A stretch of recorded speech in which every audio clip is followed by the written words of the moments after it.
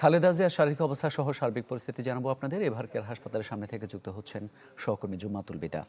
বিদা, খালেদা জিয়ার শারীরিক অবস্থা নিয়ে ব্রিফ করার কথা থাকে হচ্ছে ডক্টর এজেডএম জাহিদ হোসেনের। আজকে তিনি ব্রিফ করবেন কিনা কোনো তথ্য জেনেছেন?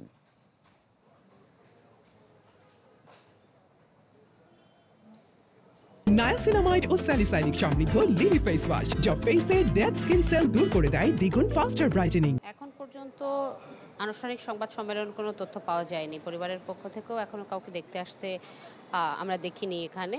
তবে প্রতিদিনের মতো পুত্রবধূ জুবাইদা রহমান আসবার কথা রয়েছে এবং একই সাথে গেল 2 দিনে যে ধরনের পরীক্ষা নিরীক্ষাগুলো সম্পন্ন করা হয়েছে সেই সম্পূর্ণ পরীক্ষাগুলো নিরীক্ষার জন্য এবং পরবর্তী চিকিৎসা এবং পরিকল্পনার জন্য আজকে বৈঠক হবার কথা রয়েছে মেডিকেল বোর্ডে, যেখানে তারা সিদ্ধান্ত নেবেন যে কীভাবে পরবর্তী কার্যক্রমগুলো চলবে। একটু জানিয়ে রাখি যে চিকিৎসায় গঠিত যে মেডিকেল বোর্ডের চিকিৎসকরা তারা কিন্তু কিছু বিষয় আমরা সূত্রের মাধ্যমে জানতে পেরেছি যে ডায়াবেটিক, কিডনি, হৃদযন্ত্র এবং ফুসফুসের যেই জটিলতা সেটা উঠানামা করছে এবং অনিশ্চিত যে পরিস্থিতি এটির কারণেই কয়েকদিন ধরে পুরোপুরি নিবিড় পর্যবেক্ষণে রাখা হয়েছে খালেদা জিয়াকে। এবং চিকিৎসা সংক্রান্ত যে সিদ্ধান্ত, এই সিদ্ধান্ত যারা নিচ্ছেন তাদের বরাত দিয়ে আসলে বলাই চলে যে আগামী যেই যাত্রার কথা বলা হচ্ছে উন্নত চিকিৎসার জন্য দীর্ঘ যাত্রার যে ঝুঁকি সেটি বিবেচনায় নেওয়ার জন্য এই সিদ্ধান্ত আসলে পুরোপুরি নির্ভর করছে আগামী 24 থেকে 48 ঘন্টায় তার শারীরিক অবস্থা